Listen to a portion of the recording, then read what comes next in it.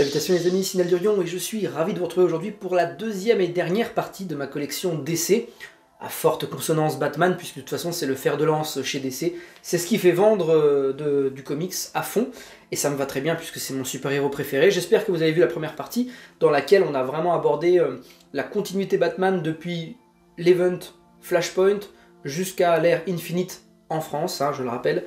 Avec quelques petits tomes aussi annexes du style World's Finest, des choses comme ça. Cette fois-ci, on va être sur des choses un peu plus classiques, du DC classique justement, avec beaucoup plus de récits complets, notamment pas mal de choses au Black Label, et puis beaucoup de choses sur Superman, parce que c'est un héros que j'ai développé ces 3 dernières années dans ma collection, donc pas mal de runs sur ce personnage, etc., que je n'ai pas pu mettre dans l'autre galaxie. Donc sans plus attendre, je vous propose qu'on se retrouve caméra au point, et qu'on commence justement par ici. Nous sommes partis. On commence tout de suite avec de la VO. Voilà, directement on se met dans le bain avec ces énormes TPB qui ont quasiment 400 pages pour certains. Le Golden Age de Batman, volume 1 et ainsi de suite jusqu'au volume 6. Il n'y en a pas d'autres. Après il faut basculer sur des omnibus. Donc là, omnibus que vous connaissez chez DC aux États-Unis, donc c'est la même chose que ce qu'on retrouve chez Panini, hein, mais avec du Batman, et du coup, non, là, j'ai pas franchi le pas de me procurer ces omnibus-là, c'est juste que ça, franchement, pour le prix, ça valait le coup, et j'avais pu réunir déjà bon nombre d'épisodes des débuts du Chevalier Noir à ce moment-là. Ensuite, pareil, on reste dans de l'ancien, avec ce qu'avait fait Jim Aparo, Batman la légende, Neil Adams, pareil. Ça, c'est des jolies collections quand même, hein. Bon, c'est de l'anthologie, et en plus, c'est dédié à un auteur en particulier. C'est des choses qui sont difficilement comestibles pour des gens qui débutent le Chevalier Noir, je déconseille vraiment de passer par là. C'est plutôt quand on veut approfondir l'évolution du personnage, on va basculer sur ce type d'anthologie. En parlant d'anthologie, bon là on a le nom, hein, DC Comics Anthologie, et puis Batman Anthologie que j'avais eu dans un pack super bien avec DVD des films, alors c'était quoi, Dark Knight Returns je crois, puis il y en avait d'autres encore dedans, donc c'était ouais dans un beau coffret. Bon, là on arrive sur une collection que j'adore pour ce que ça propose, mais un peu moins pour la forme dans laquelle ça le propose. Donc c'est les Chronicles de chez Urban qui ont été lancés il y a quelques temps maintenant. J'ai le volume 4 qui arrive prochainement, qui était sorti je crois de mémoire en novembre, ouais il me semble. Donc il arrive, c'est 1989 volume 1, donc ça fera je pense une frise sympathique à la fin. Là on est sur des choses qui sont complètement dispensables, mais bon voilà, moi tout ce qui est accessoire chez Batman pour moi c'est indispensable. Mais concrètement, vous pouvez totalement faire l'impasse dessus. En fait, vous avez un thème. En l'occurrence, là, c'est la Batcave, la Batmobile, Gotham City, Bruce Wayne. De mémoire, je crois qu'il y en a 2 autres. C'est Batman et ses alliés. Et l'autre, j'ai un doute, je sais plus lequel c'est. Et en fait, c'est des récits qui vont traiter du thème qui est donné sur chaque volume, en fait, tout simplement.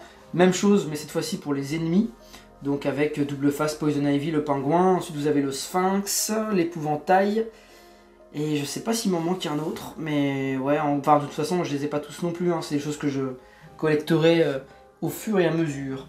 Bon, on arrive sur des bibles, l'évangile selon Jean-Francis, avec Crisis on Infinite Earth, hein, souvenez-vous, je vous en avais parlé dans la première vidéo de Dark Crisis on Infinite Earth, et ça c'est l'énorme première crise chez DC. Et là vous avez le Crisis Compagnon, c'est un petit peu le même style que quand vous achetez Ultimate Spider-Man et le Ultimate Spider-Man Compagnon, je sais plus comment ils l'ont appelé chez Panini. C'est pareil. Autre crise qui est très compliquée lorsque vous la cherchez d'occasion, c'est 52. C'est un vrai bordel de trouver les tomes sur le bon coin et tout, parce qu'on sait jamais comment les vendeurs vont appeler ça sur leur annonce. Ça a été une galère, donc moi j'ai pas cherché bien loin, je suis allé sur Rakuten. Il y a un mec qui vendait la série intégrale. Je sais plus, je crois qu'il vendait ça une centaine d'euros, bon j'ai tout pris, mais je sais que ça à trouver à l'unité, pour l'avoir pratiqué, c'est un enfer, c'est compliqué, faut le faire avec l'ISBN, je pense que c'est la meilleure chose à faire.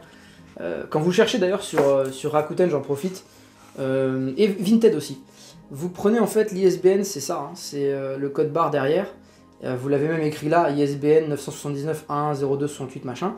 Vous prenez ça, vous le tapez tel quel sans les traits d'union, et en fait ça vous donnera exactement la référence du bouquin. Sur Rakuten en tout cas ça fonctionne. Sur Vinted, ça dépend si le vendeur a bien renseigné l'ISBN correct du tome en question. Et ça vous permet de trouver les bouquins tout de suite beaucoup plus vite, et de vous affranchir de beaucoup de de trucs polluants, style vous cherchez un bouquin sur Batman, mais vous tombez sur des caleçons Batman, c'est un peu pénible. Voilà, donc là, Blackest Night, j'ai jamais lu Blackest Night, parce que c'était un petit peu au sujet de Green Lantern, je crois, je vous dis ça, c'est juste parce qu'il me semble que c'était le cas, et j'ai jamais lu. C'est comme Brightest Day, je crois, bah, c'est le truc qui précède Blackest Night. Je suis très mauvais sur cette période-là d'essais classiques, sur les crises, c'est quelque chose que j'ai très peu pratiqué, mais bon, bah, je les ai récoltés parce que je me dis qu'un jour, il faudra que je remette le nez dedans. Par contre, là on est sur des choses que j'ai vraiment aimées. Crise d'identité qui amène à Infinite Crisis. En plus, je l'ai au format en collection Eagle Moss, donc ça fait une jolie petite frise sur ces quelques tomes. Bref, continuons un petit peu sur l'introduction de plusieurs personnages avec Robin année 1. Alors ça, c'est très très bon aussi, hein, pour connaître le perso. Et puis c'est un beau bébé, je suis en train de me rendre compte par rapport à Batman année 1. On parle bien sûr du premier Robin, hein, je ne l'ai pas précisé, mais ouais, 256 pages. Les romans graphiques incontournables de l'univers DC. Ouais, c'est sur Dick Grayson, oui, jeune acrobate du cirque. Robin année 1. Ça, c'est vraiment des récits fondateurs sur les personnages. Putain, c'est toujours une merde à ranger à une main, j'y arriverai jamais. Voilà.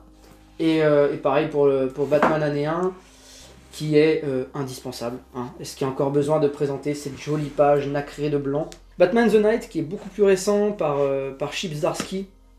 Je voulais en faire une review à un moment donné, et j'ai eu d'autres choses qui se sont mises à la place, mais ça, c'est très probable que j'en parle prochainement. C'est un récit que j'ai bien aimé, même si toutes les histoires dedans ne se valent pas. Parce qu'en fait, c'est tout simplement Batman qui va aller à la rencontre de tous les maîtres dans des domaines particuliers, dont un qui m'a marqué, mais je vous le dirai dans la review. Bref, là on arrive sur un run que, pour ma part, je suis même pas allé au bout. Alors un run, c'est vite dit. C'est Geoff Johns qui est parti nous faire un Batman alternatif. Donc vous savez, hein, les Terres 1, ce sont pas les personnages canons. Ce sont des personnages alternatifs, d'un univers alternatif qu'on appelle Terre 1. Et dans cette Terre 1, en fait, on s'amuse à raconter à nouveau des origines modifiées, des personnages bien connus. On a eu du Superman année 1 aussi que je possède, que j'ai préféré d'ailleurs à Batman année 1. Terre 1, pardon. Je me perds avec Terre 1 et année 1. Et vraiment, j'ai lu les deux premiers, j'ai pas aimé. Et j'ai pris le 3 par complétisme. Je verrai si je le lis. Peut-être que ça redorera un peu le blason mais de la série. Batman la Nouvelle Aube, alors ça par contre, ça c'est très bien. Hein. Ça c'est des choses qui sont... là on est sur du roman graphique, mais c'est très top. Meurtrier et fugitif, qui est assez difficile à trouver, je crois. En 3 tomes. Et ça c'est quand même des sacrées histoires. Ça vous emmène loin. Hein. On passe maintenant au deuxième étage de la Calax, avec encore une fois du très très bon, The Dark Knight Returns de Frank Miller, sa suite, Strikes Again, qui apparemment est moins bonne. Je vous avoue que moi j'en ai aucun souvenir, et j'ai encore moins de souvenirs du Dark Knight 3, et puis de Golden Child que j'ai sûrement jamais lu. Je pense que ces deux-là, je les ai pris, en plus en Black Label, donc ils sont pas vieux, je les ai jamais lus, ceux-là. Vraiment, j'ai lu le Batman Imposter parce que il me semble que Mattson Tomlin, c'est celui qui a œuvré sur le scénario du film de Matt Reeves, et j'avais bien aimé. Après, je peux pas vous faire un topo sur chaque, il y en a plein que j'ai lu il y a au moins 4 ans, c'est compliqué de garder une trace parfaite de chacun de ces tomes-là. Bon, les White Knight de Sean Murphy, ça par contre, ça laisse des traces indélébiles, on est bien d'accord.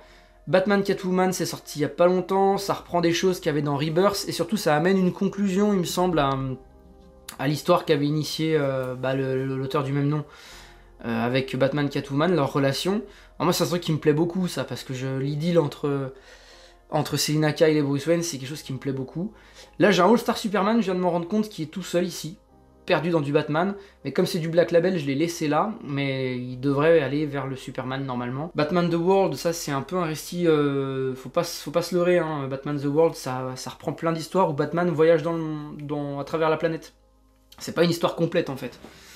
C'est vrai que des fois on sait jamais la différence entre Urban qui nous sort un récit complet et Urban qui nous sort un récit un peu avec un thème.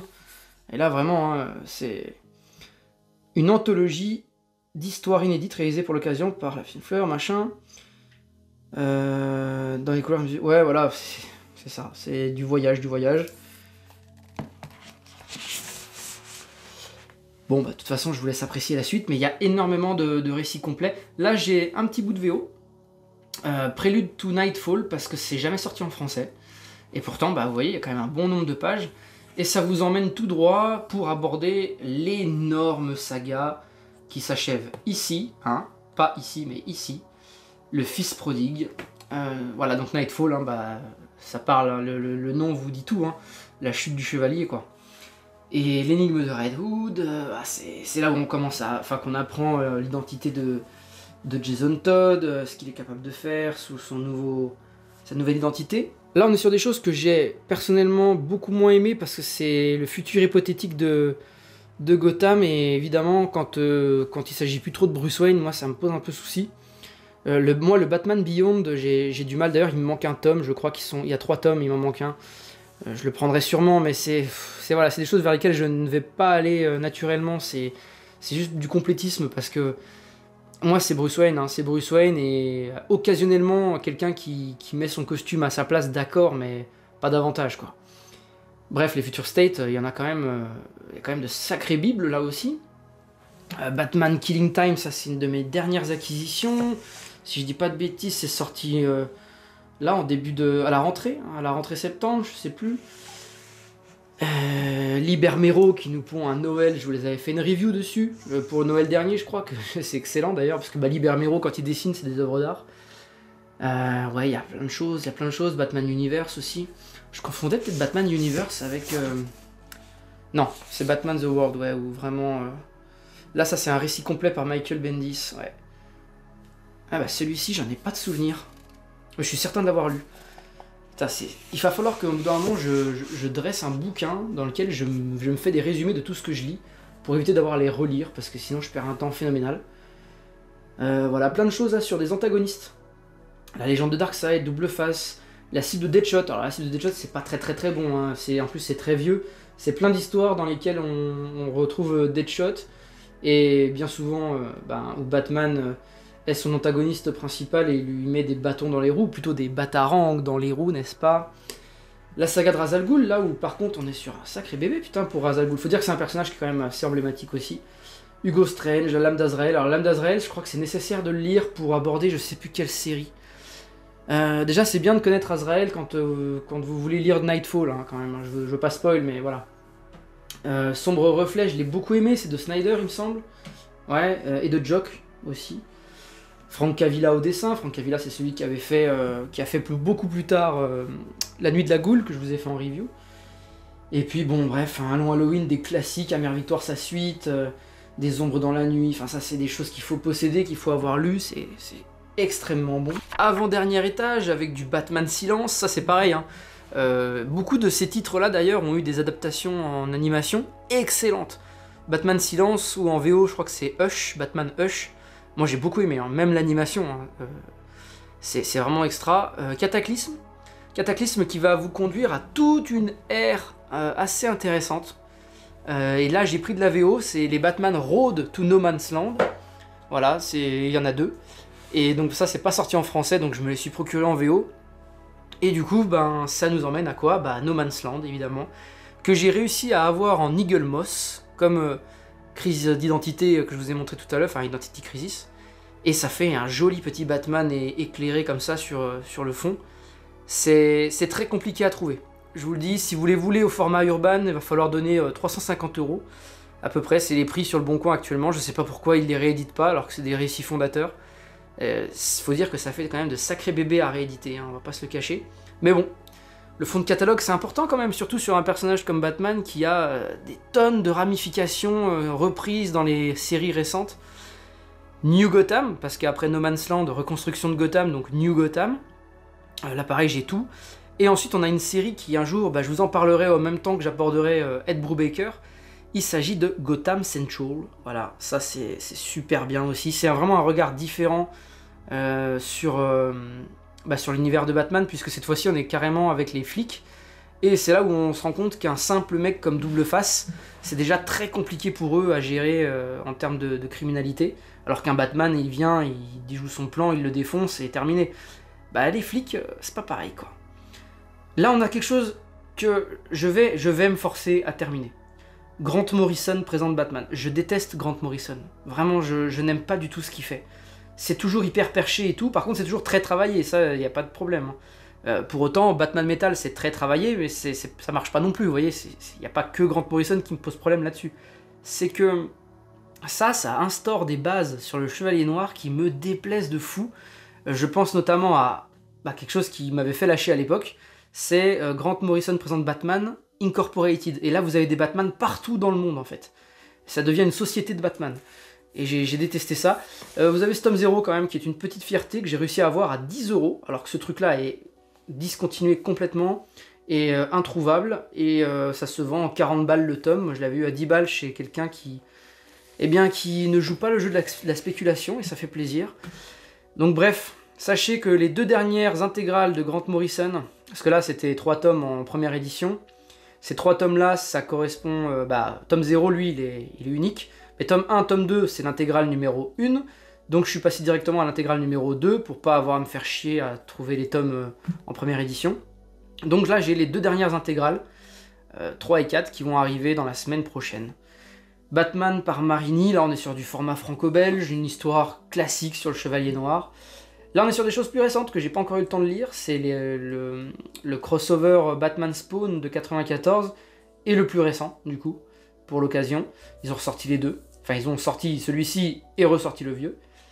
Et puis là on arrive par contre sur du Batman tiré du jeu vidéo, du préquel à chaque fois du jeu vidéo, donc le Arkham City qui conduit aux événements d'Arkham City, et Arkham Knight, je sais pas pourquoi ils ont changé la typo d'ailleurs, je préférais que ça reste comme c'était avant. Arkham Knight qui n'ont jamais continué parce qu'il y a eu d'autres tomes en VO, peut-être qu'un jour je me les procurerai par curiosité, c'est mon jeu coup de cœur. De toute façon, tous les jeux sur le Chevalier Noir, Arkham Origins, City, Asylum et Knight, ce quatuor-là, c'est une dinguerie totale. Hein. Gotham City année 1, c'est sorti cette année. Je sais pas. Je crois que c'est du polar, mais j'ai pas lu. Batman Damned, ça c'était à l'occasion d'une offre urbaine. Hein, 2 comics achetés, ils offraient celui-ci. Ça c'est très très beau. C'est mon meilleur ami qui me l'a offert. C'est du Libermero encore. Ça franchement il va falloir que j'y aille. Là on a un truc, qu'est-ce que c'est? C'était pas avec The Huntress, hein, je sais plus. Ah non, c'est Year 2, bah vous voyez, je vous avais dit est-ce que je le possède? Bon bah la réponse est oui, je m'en souvenais même plus. Faut dire que c'est même pas écrit sur le dos que c'est Batman année 2. Pas du tout. C'est absolument pas écrit. Voilà, donc Batman année 2, je l'ai là. Alors il paraît que c'est pas fou. Ou alors c'est Batman année 100 qui est pas fou, je sais plus, il y en a un que Cave du Mills avait décrit. Batman à la vie, à la mort, ça devait être un collector. Oui, collector 2018, ok. Moi j'ai ça. Ce truc là, Batman à la vie, à la mort, il est dans le Batman Catwoman que je vous ai montré tout à l'heure de Tom King. Voilà, ce truc là est contenu dedans. C'est juste que là je l'ai en noir et blanc, je crois. Il me semble, hein. Il me semble bien, oui. Ma mémoire est encore bonne.